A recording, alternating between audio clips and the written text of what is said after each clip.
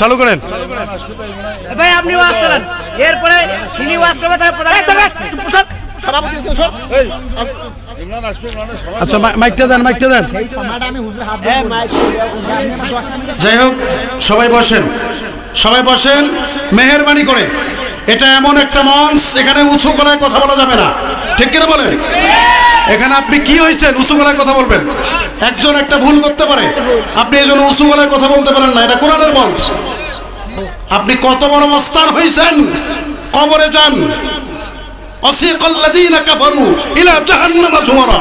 আগে আল্লাহ তাআলা বক্তাদেরকে উল্টা পাশা কইরা, মাথা থাকবে নিচে, পা থাকবে উপরে, সটাইতে আল্লাহ জাহান্নামের মধ্যে ফেলাই দেবে। কথা বলেন ঠিক কিনা? আজকে আমি নিজে আলেম হইয়া যদি আমার ভিতরে তাকওয়া না থাকে, আমার ভিতরে যদি হিংসা থাকে, কিসের ভক্ত আপনি মিয়া? কিসের ভক্ত হইছেন আপনি? কথা বলেন ঠিক কিনা?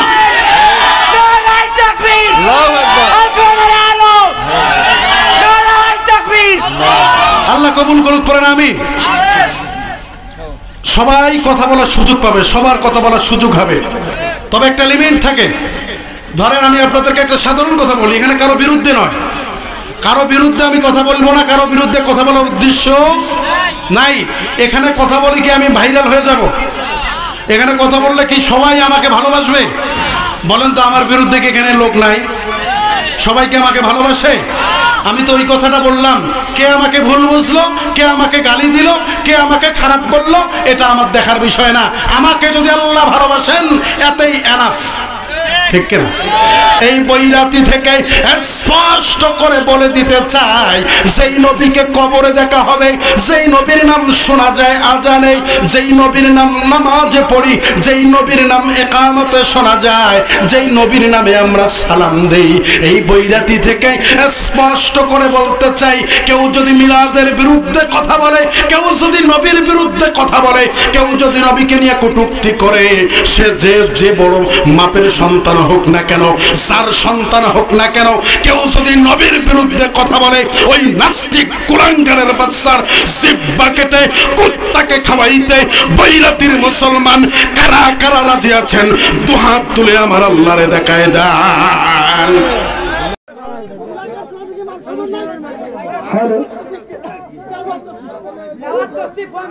সম্মানিত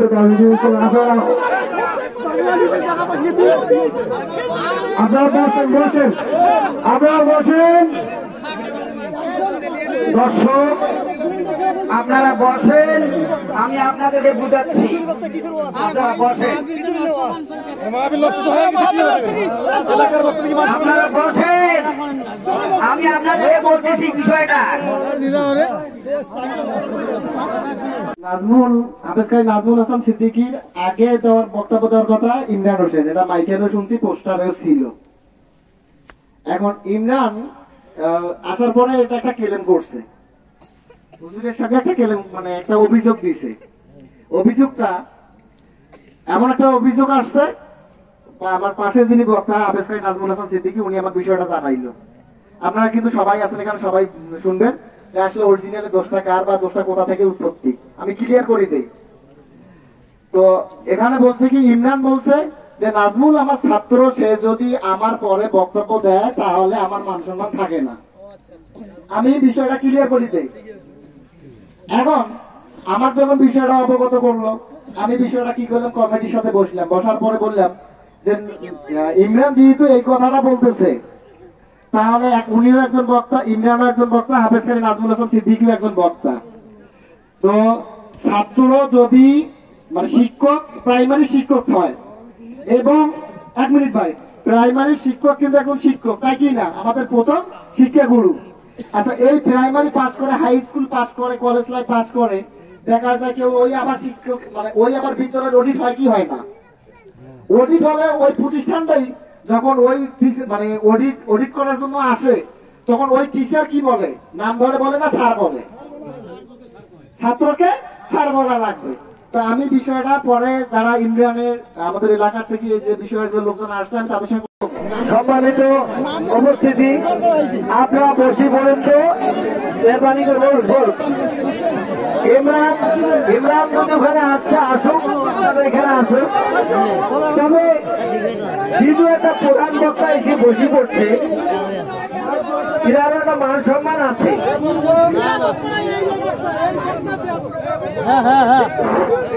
এখন প্রধান বক্তা পরে বলবে দেখা করছে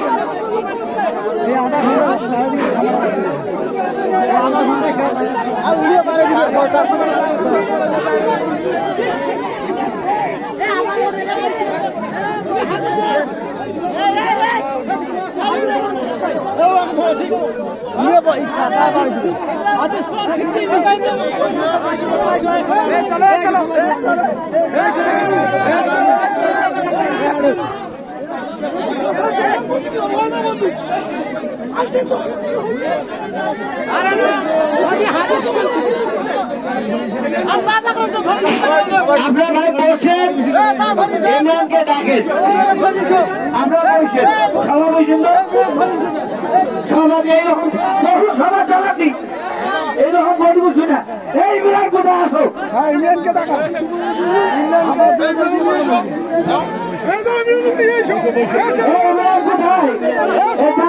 নিয়ে আসো। আলোচনা চলাকালীন সবাই থাকবেন তো ইনশাআল্লাহ। আল্লাহ রাব্বুল আলামিন বলেন قد أفلح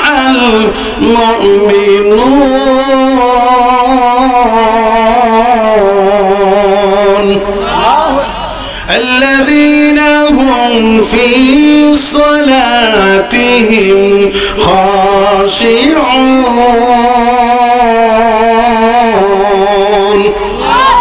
আল্লাহ তাআলা জানাই দিলেন قد أفلح المؤمنون ওই সব মুমিনরা সফল হয়েছে।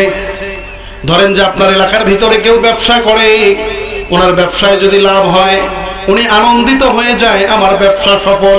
ঠিক তেমনি ভাবে আমার আল্লাহ রাব্বুল আলামিন কোরআনুল কারীমের মধ্যে বললেন কদ আফলাহাল মুমিনুন, ওই সব মুমিনরা সফলগাম, ওই সব মুমিনরা সাকসেস, ওই সব মুমিনরা সফল হয়ে গেছে। কোন সব মুমিন? আল্লাহ রাব্বুল আলামিন পরের আয়াতে কারিমার মধ্যে আল্লাহ রাব্বুল আলামিন বলেন আল্লাযীনা হুম ফি সালাতিহিম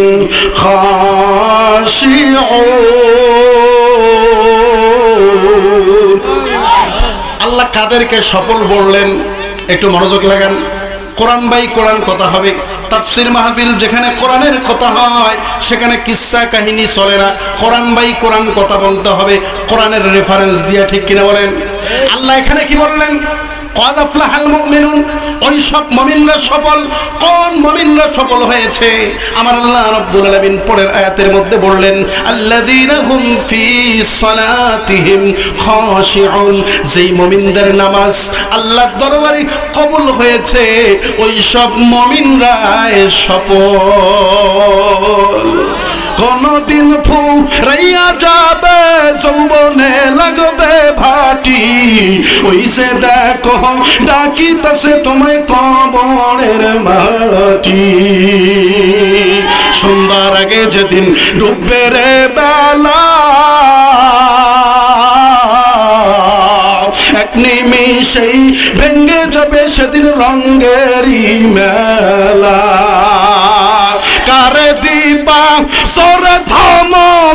মাথায় ভাঙবা লাঠি, ওই যে দেখো ডাকিতেছে তোমায় কবরের মাটি। ও আমার বৈরাতির ভাইরা, আপনার নামাজ যদি কবুল হয় আল্লাহর দরবারে আপনি সফল, কিন্তু আপনি 5 জন জমির মালিক, 10 জন জমির মালিক হইয়া, 5 কাঠা জমির মালিক হইয়া, 5 তলা বাড়ির মালিক হইয়া আপনি যদি নিজেকে সফল মনে করেন, আল্লাহর ভাষায় আপনি সফল নন। আল্লাহ রাব্বুল আলামিন বলেন, ওয়া কুল্লা নাখুদু মা'আল খাইদিন। আল্লাহ রাব্বুল আলামিন বলেন, কিয়ামতের ময়দানে এক শ্রেণীর মানুষের চেহারা হয়ে যাবে বানরের মতো। জোরে বলেন কিসের মতো? ও বৈরাতির ভাইরা, এক শ্রেণীর মানুষের চেহারা হয়ে যাবে বানরের মতো, যেই মানুষগুলো ইন্নাল্লাযীনা কাফারু ওয়া সাদ্দু আন সাবিলিল্লাহ সুম্মা মাতু ওয়া হুম কুফফার ওয়া হুম কুফফারুন ফালাই ইয়াগফিরাল্লাহু লাহুম। আল্লাহ বললেন ওই সব মানুষদের চেহারা বানরের মতো হয়ে যাবে। কোন মানুষ? যারা ইন্নাল্লাযীনা, নিশ্চয়ই যারা কাফারু, অস্বীকার করেছে, ওয়া সাদ্দু আন সাবিলিল্লাহ, যারা আল্লাহর রাস্তায় বাধা দিছে, আল্লাহর রাস্তার মানুষদেরকে বন্দী করে রেখেছে, সুম্মা মাতু ওয়া হুম কুফফার, তারা যদি এই অবস্থায় মারা যায়, ফালাই ইয়াগফিরাল্লাহু লাহুম, আল্লাহ কখনো তাদেরকে ক্ষমা করবেন না। নাউযুবিল্লাহ। অবৈরাতের মুসলমানেরা, তাহলে ওই শ্রেণীর মানুষের চেহারা হয়ে যাবে বানরের মতো, যাদের নামাজ আল্লাহর দরবারে কবুল হয় নাই। আর যাদের নামাজ আল্লাহর দরবারে কবুল হবে, যেমন আমি নাজমুল হাসান সিদ্দিকী চেয়ারের মধ্যে বসেছি, যার নামাজটা কবুল হয়ে যাবে কিয়ামতের ময়দানে আল্লাহ নদীর উপরে, নহরের উপরে চেয়ারের মধ্যে, স্বর্ণের চেয়ারের মধ্যে বসায় রাখবেন। ওই জান্নাতি মানুষ স্বর্ণের চেয়ারের মধ্যে বসে থাকবেন, তার পায়ের নিচে থাকবে পানির নহর। ওই পানির মধ্যে যদি একটা বালুকণাও পড়ে থাকে, ওই জান্নাতি মানুষ পানির নিচে বালুকণা দেখার সাথে সাথেই চিনতে পারবে। সুবহানাল্লাহ। ওই জান্নাতি যখন চেয়ারের মধ্যে বসে থাকবে, ওই জান্নাতিকে একটা মাছ সালাম দেবে, আসসালামু আলাইকুম। ও জান্নাতি, জান্নাতি তুমি কি আমি মাছ রে খাবা? ওই জান্নাতি যদি বলে হ্যাঁ আমি আপনাকে খাবো, আল্লাহ তাআলার সাথে সাথেই তার কাছে মাছ রান্না করা পাঠিয়ে দিবেন। সুবহানাল্লাহ। আল্লাহ তোমায় ডাকার মতো ডাকতে জানি না, তাই কি তুমি আমাদের ডাকে সাড়া দাও না? আল্লাহ সাড়া দাও না। বলেন, আল্লাহ তোমায় ডাকার মতো ডাকতে জানি না, তাই কি তুমি দাও না সাড়া? বুঝতে পারি না আমি, বুঝতে পারি না। ঠিক বলেন? ওই জান্নাতি যখন বলবে হ্যাঁ আমি খাবো, তার সাথে সাথে তার সামনে মাছ রান্না পাঠিয়ে দিবেন। যখন ওই জান্নাতি মাছ রান্না খাবে, একটা মাছ খাবে, আপনি পাঙ্গাস খাবেন এক প্রকারের টেস্ট, রুই খাবেন এক প্রকারের টেস্ট, ইলিশ খাবেন এক প্রকারের টেস্ট, মিরকা মাছ খাবেন এক প্রকারের টেস্ট। অর্থাৎ যেই মাছে খান না কেন ওই মাছের টেস্ট পাওয়া যাবে। কিন্তু জান্নাতে আমার আল্লাহ যেই মাছ রান্না আপনার কাছে পাঠিয়ে দিবেন, একটা মাছ খাবেন 70 প্রকারের টেস্ট ওই মাছের মধ্যে পেয়ে যাবেন। সুবহানাল্লাহ।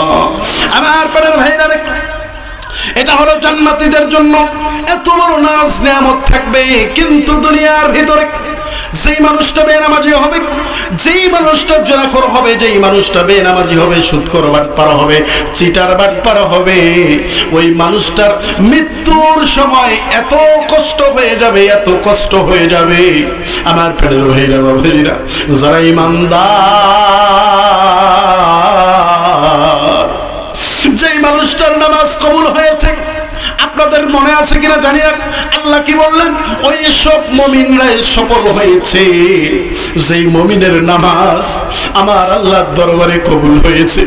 ওই ইমানদারের যখন মৃত্যুর সময় হয়ে যাবে, দেখবেন আমাদের দুনিয়াতে, আমাদের গ্রামে, আমার বাড়ির পাশে যদি কেউ বৃদ্ধ লোক মারা যায়, মারা যাওয়ার 2 মিনিট 1 মিনিট আগে দেখবেন অনেক মৃত্যু ব্যক্তি মৃত্যুর সময় পায়খানাও করে ফেলে, এদিকে দৌড়ায়, এদিকে দৌড়ায়, এদিকে লাফায়, এদিকে লাফায়।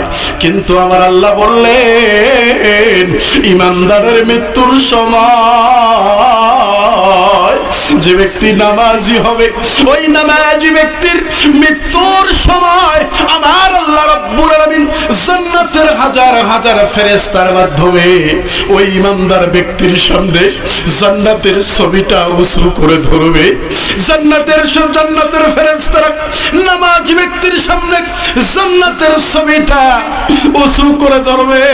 তার মৃত্যুর কষ্টটা আর কষ্ট মনে হবে না, ফুলের মালা মনে করে দুনিয়া থেকে বিদায় নিয়ে যাবে।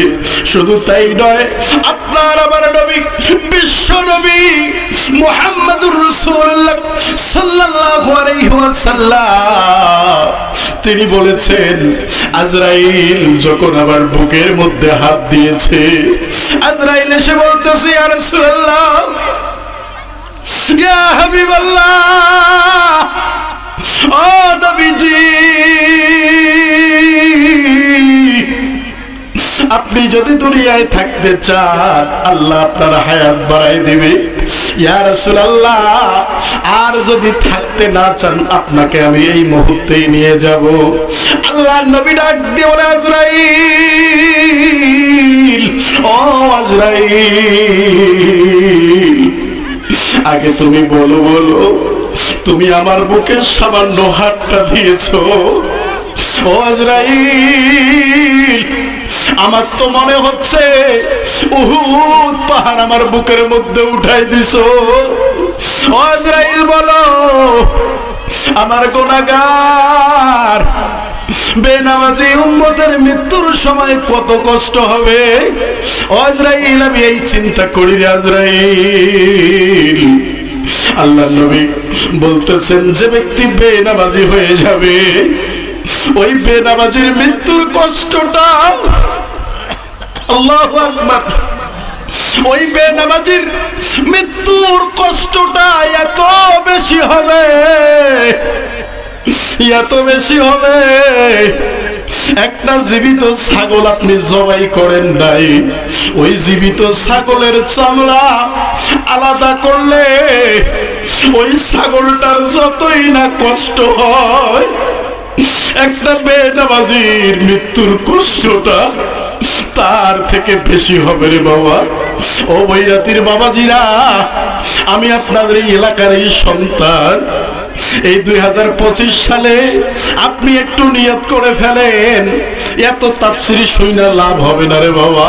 যদি নামাজটা আপনি না পড়েন, নামাজটা যদি আপনার কবুল না হয়, আপনার কিন্তু জান্নাতে ঠিকানা হবে না, আপনার মৃত্যুটা কষ্ট হবে। ওই মৃত্যুর সময় কিন্তু আপনার সন্তান আপনার সাথে কবরে যাবে না, আপনার স্ত্রী আপনার সাথে যাবে না, সবাই শুধু তাড়াহুড়া করবে কত তাড়াতাড়ি আপনাকে কবরে রাখা যায়। একটা জিনিস মনে করবেন, আপনাকে যখন কবরে রাখা হবে, আপনাকে যখন গোসল করানো হবে, দুনিয়াতে আমাদের মাহফিলের সম্মানিত সভাপতি আমার বাজান, ওনাকে যখন বরফ মাপ পানি গরম করে দেয়, একটু যদি গরম বেশি হয় বরফবা কিন্তু বলে আর একটু ঠান্ডা পানি দাও। ও বৈরাতির বাবাজিরা, একবার কি লক্ষ্য করেছেন, একবার কি চিন্তা করেছেন, আপনাকে যখন চকির মধ্যে শোয়ায় রাখবে, আপনার শেষ গোসলটা করানোর জন্য আপনার জন্য গরম পানি করা হবে, ওই গরম পানিটা যখন আপনার শরীরের মধ্যে দেওয়া হবে, আপনার নাকের মধ্যে তুলা, কানের মধ্যে তুলা দেবে। কেন তুলা দেবে? যাতে করে পানিটা আপনার নাক দিয়া ভেতরে ঢুকতে না পারে। বলেন তো, আপনাদের কাছে জানতে চাই বাবাজি, পানিটা যদি একটু বেশি গরম হয়, আপনি কি বলতে পারবেন পাবেন আর একটু ঠান্ডা পানি দেন। কেউ কিন্তু এই কথাটা বলতে পারবেন না, কেউ এই কথাটা বলতে পারবেন না। যতই গরম হোক না কেন কেউ কথা বলতে পারবেন না। ও পর্দার আড়ালের মা, মা গো, তোমরাও একটু মনোযোগ দিয়ে শোনো রে মা। এটাই হচ্ছে আমাদের জিন্দেগি। আপনি যখন চোখের মধ্যে শুয়ে থাকবেন, আপনার মাথার উপরে পান্না দিবে কিংবা কাপড় দিয়ে ঢেকে রাখবে। আপনার একটা ছোট্ট কন্যা সন্তান আছে, আমারও একটা কন্যা সন্তান আছে, আপনারও মেয়ে আছে, আমারও মেয়ে আছে। আপনাকে যখন চোখের মধ্যে শুয়ে রাখবে, আপনার আদরের মেয়েটা, যেই মেয়েটা আপনি যতই টেনশনে থাকেন না কেন, ওই মেয়েটা যদি একবার আপু বলে ডাক দেয়, আগে বুঝি নাই বাবা মার কি গুরুত্ব, তেমন বুঝি নাই। এখন আল্লাহ ঘরে একটা মেয়ে আমারও সন্তান দিয়েছে। ওই মেয়েটা যখন একবারে ডাক দেয় আপু,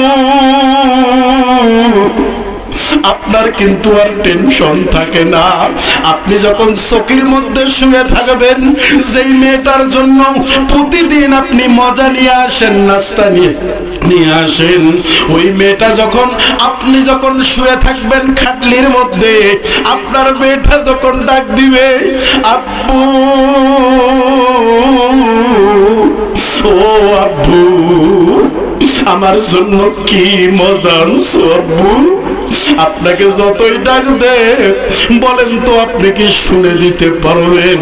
ও বৈরাতির বাবাজিরা, আপনাকে যখন কবরে রাখা হবে, আপনার আমার নবী, দয়াল নবী, মায়ের নবী মুহাম্মদুর রাসূলুল্লাহ সাল্লাল্লাহু আলাইহি ওয়াসাল্লামের চেহারা মুবারক আপনার সামনে তুলে ধরবে।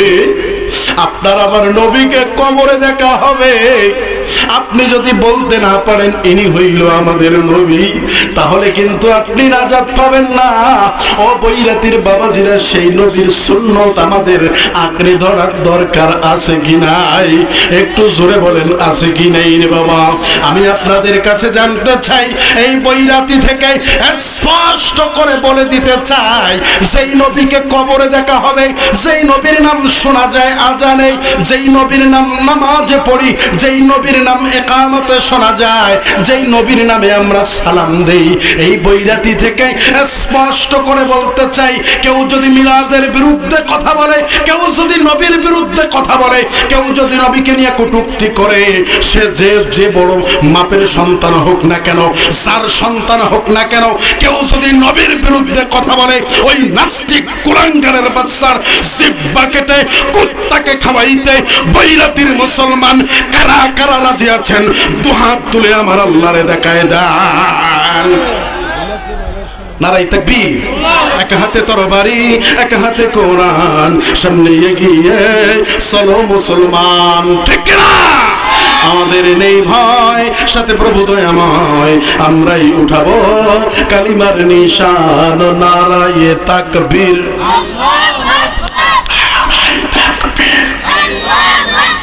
আল কোরআনের আলো যেটা ঘরে ঘরে জ্বালাইতে কইছে, ওইটা ওই দলের লোক। ঠিক কিনা? কোন দলের লোক? কোন দলকে মেনশন করে আমাদের কথা নাই। আল কোরআনের আলো জ্বালাইতে হবে কোথায়? জোরে বলেন। আমি যতই চিল্লা বাদ দিছি, আগে অনেক চিল্লাইছি, হুঙ্কার মুঙ্কার দিয়ে শেষ করে ফেলাইছি। হুঙ্কার দিয়ে লাভ নাই ভাই, আমাদের গোড়াই তো ঠিক নাই। ঠিক কিনা? যতদিন পর্যন্ত চরমনাই হেফাজত, ফুরফুরা, দেওয়ানবাগ, কুতুববাগ, রাজারবাগ, জামাতি ইসলাম, হেফাজত, যত ইসলামী দল আছে, এই দলগুলো যতদিন পর্যন্ত এক হতে পারবে না, হাতে হাত রাখতে পারবে না, ততদিন পর্যন্ত বাংলার জমিনে আল কোরআনের আলো সংসদে যাবে না। কথা বলেন ঠিক কিনা? কিন্তু আমরাই তো হইলাম দুমুখা। ওয়াকাদা হাক্কানা আলাইনা নাসরুল মুমিনিন।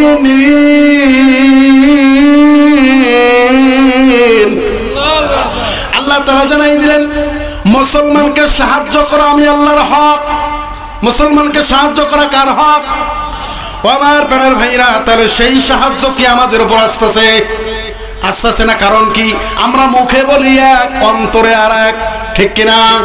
কিন্তু আমার আল্লাহ বললেন দুনিয়ার ভিতরে আমার যদি কোনো বান্দা বান্দি দুনিয়ার ভিতরে 10টি কাজ করতে পারে, আমি আল্লাহ তাআলা ওয়াদা দিলাম, 2টা ওয়াদা দিলেন আল্লাহ তাআলা, 2টা ওয়াদা দিলেন আল্লাহ তাআলা। বললেন আল্লাহর কল যদি বান্দা বান্দি 10টি কাজ করতে পারে দুনিয়ার ভিতরে, আমার আল্লাহ রব্বুল আলামিন ওয়াদা করেছেন আল্লাহ তাকে জান্নাত দিবেন। দ্বিতীয় নাম্বার ওয়াদা, আল্লাহ তার সাথে সরাসরি সাক্ষাৎ করবেন। জোরে বলেন কাজ কয়টা? আর একটু জোরে বলেন কয়টা? 10টি কাজ করতে হবে। 10টি কাজ যদি কোনো বান্দা বান্দি আল্লাহর জমিনে আল্লাহর কোনো বান্দা বান্দি করতে পারে, আল্লাহ রাব্বুল আলামিন বলেন আ'আদ্দাল্লাহু লাহুম মাগফিরাতাও ওয়া আজরান আযীমা। আল্লাহ তাআলা জানাই দিলেন, আল্লাহ ওয়াদা করলেন 2টা। 1 নাম্বার ওয়াদা, আল্লাহর যদি কোনো বান্দা বান্দি 10টি কাজ করতে পারে, 1 নাম্বার ওয়াদা আল্লাহ তাকে ক্ষমা করবেন। 2 নাম্বার আল্লাহ জান্নাত দিবেন। শুধু জান্নাত দিবেন তা নয়, আমার আল্লাহ তার সাথে সরাসরি সাক্ষাৎ করবে। এই 10টা কাজ কি কি আমাদের জানার দরকার আছে কি নাই? জোরে বলেন আছে কি নাই? একটু সাউন্ড দিয়ে বলেন আছে কি নাই? আপনাদের কি গ্যাস্ট্রিক আছে নাকি? কার কার গ্যাসের সমস্যা আছে? আছে আছে। কারো যদি গ্যাসের সমস্যা থাকে, একটা আমলের কথা বলবো, যেই আমল করলে গ্যাস নামক কথা আপনার থাকবে না। কারা কারা শুনতে চান হাত তুলে দেখান। সবাই হাত তুললেন না? সবাই শুনতে চান না? নারাই তাকবীর, নারাই তাকবীর। এই গ্যাস কোন আমল করলে গ্যাস থাকবে না আপনারা শুনতে চান? আমিও বলতে চাই, কিন্তু আজকে বলবো না। শুনবেন? আওয়াজ করেন না কেন ভাই? শুনবেন? আমি আজকে বলবো না। যদি এটা আজকে বলে দেই, সামনের বছর এই মাঠে কি আমাকে আরো দাওয়াত দিবে? দিবে? তো ঠিক আছে, বলবো ইনশাল্লাহ। আমার হায়াত আছে যতক্ষণ, হায়াতের শেষ পর্যায়ে বলবো। আপনারা মনে করে দিবেন ইনশা কোন আমল করলে গ্যাস থাকবে না, আমলের কথা শুনবো। আবারও বলেন ইনশাআল্লাহ। আল্লাহ রাব্বুল আলামিন বললেন কাজ করতে হবে 10টা। আল্লাহ ওয়াদা করেছেন জান্নাত দিবেন, তার সাথে সরাসরি সাক্ষাৎ করবেন, আল্লাহ মাফ করে দিবেন। 10টা কাজের মধ্যে নাম্বার 1 কাজ, আল্লাহ রাব্বুল আলামিন বলেন ইন্নাল্লাহা ইয়াফআলু মা ইয়াশা।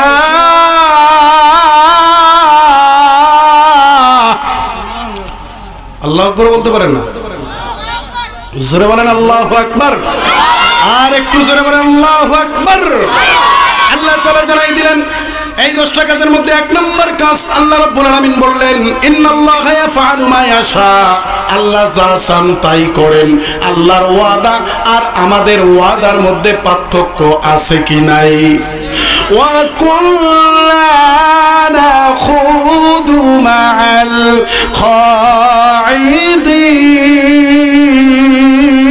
খাইদিন।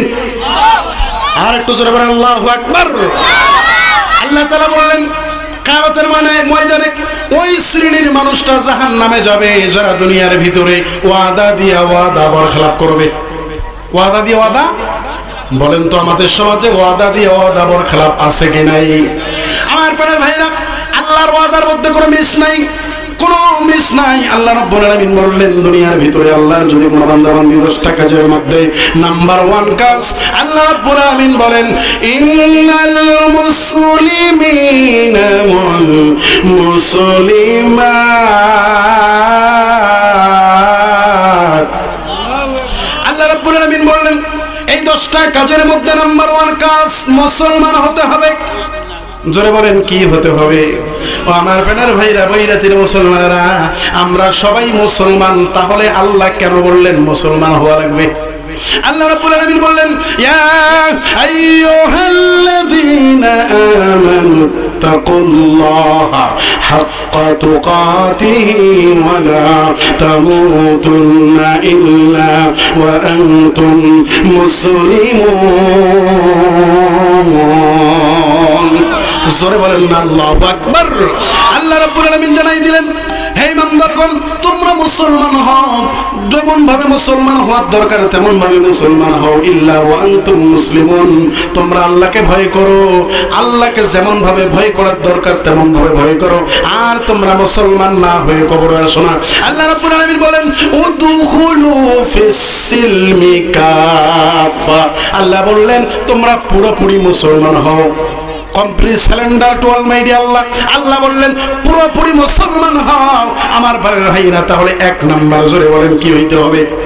মুসলমান। এই 10টা আমলের কথা বলবো, 10টা কাজের কথা বলবো। আলোচনার শেষে আপনাদেরকে প্রশ্ন করব, যে বলতে পারবেন তাকে নগদ টাকা পুরস্কার দেওয়া হবে। 10টা কাজের মধ্যে 1 নাম্বার কাজ মুসলমান হতে হবে। এবার আসেন 2 নাম্বার আল্লাহ কি বললেন। আল্লাহ রাব্বুল আলামিন বলেন ওয়াল মুমিনিনা ওয়াল মুমিনাত।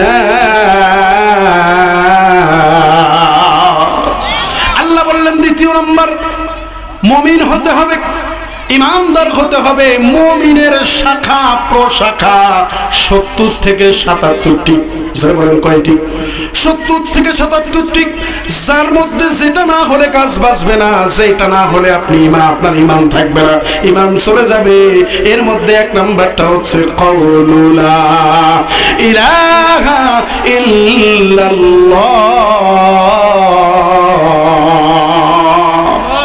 আল্লাহ বললেন এই ইমানের শাখা প্রশাখা 70 থেকে 77টি। এর মধ্যে 1 নাম্বার হলো কাউলু লা ইলাহা ইল্লাল্লাহ। 80 বছরের বুড়াও যদি মৃত্যুর সময় কালেমা পড়তে পারে আল্লাহ তার ঠিকানা জান্নাত দিয়ে দিবেন। মান কানা আখিরু মান কানা লা ইলাহা ইল্লাল্লাহ দাখালাল জান্নাহ। আল্লাহু আকবার। আল্লাহ তার ঠিকানা দিয়ে দিবেন জান্নাত। আমার প্রাণের ভাইরা, তাহলে 1 নাম্বার মুসলমান হওয়া, 2 নাম্বার মুমিন হওয়া, ইমানদার হওয়া, 3 নাম্বার আল্লাহ রাব্বুল আলামিন বললেন ইন্নাল মুসলিমিনা ওয়াল মুসলিমাত ওয়াল মুমিনিনা ওয়াল মুমিনাত। 3 নাম্বার ওয়াল কানিতিনা ওয়াল কানিতাত।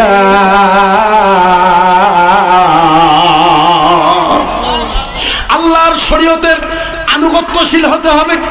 আল্লাহ যেটা আদেশ করেছেন এটা মানতে হবে, এটার আনুগত্য করতে হবে। 3 নাম্বারটা হলো ওয়াল কানিতিনা ওয়াল কানিতাত। আল্লাহর শরীয়তের আনুগত্যশীল হতে হবে। সামিআনা ওয়া আতা'না। আল্লাহু আকবার। আল্লাহ যা বলেছেন আমি শুনলাম, সামিআনা ওয়া আতা'না, আমি শুনলাম মেনে নিলাম।